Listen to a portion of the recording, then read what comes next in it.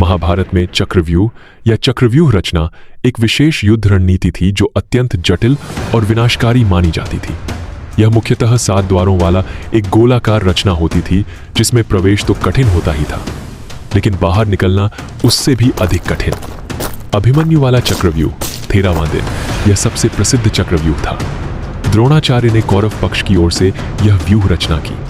अर्जुन और श्री कृष्ण को दूर भेजकर कौरवों ने योजना बनाई कि व्यूह बनाकर पांडवों को तोड़ेंगे।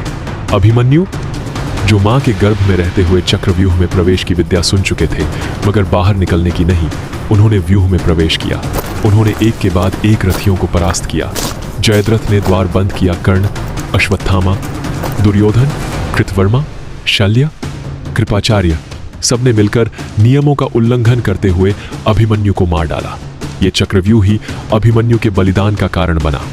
अर्जुन ने प्रतिज्ञा ली कि वह जयद्रथ को अगले दिन सूर्यास्त से पहले मार देगा। द्रोणाचार्य ने अर्जुन को रोकने के लिए सूची व्यूह बनाया। यह व्यूह एक सुई की नोक जैसा होता है, पतली प्रवेशिका और घना केंद्र। लेकिन श्री कृष्ण ने सारथी बनकर मार्ग बनाया। अर्जुन ने दुर्धर्ष रथियों को परास्त किया। अंत में जयद्रथ का वध किया। यह व्यूह भी भेद लिया गया श्री कृष्ण की नीति और अर्जुन की वीरता से।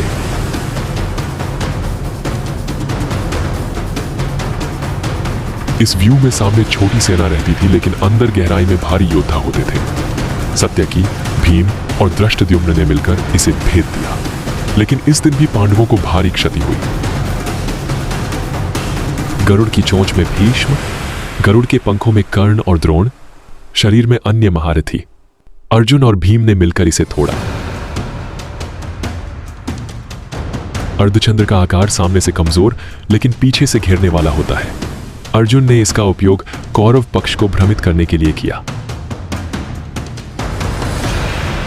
यह व्यूह प्रतीकात्मक रूप से युद्ध आरंभ करते समय बनाया गया था, खासकर जब युधिष्ठिर ने धर्म युद्ध की घोषणा की। अन्य संभावित व्यूह रचनाएं जिनका उल्लेख महाभारत में है। व्यूह रचनाकार विशेषता: सर्प व्यूह अश्वत्थामा सर्प की गति से हमला। चक्र व्यूह द्रोण गोल घेरा जिसमें द्वार बदलते रहते हैं। कमल व्यूह शकुनी भ्रमित करने वाला व्यूह। युद्ध भूमि पर केवल अस्त्र नहीं टकराए, वहां टकराए धर्म और अधर्म, नीति और छल और मनुष्य के भीतर की सच्चाई। ये 7 चक्र व्यूह सिर्फ युद्ध की रचनाएं नहीं थी, ये थे धर्म युद्ध के 7 अध्याय।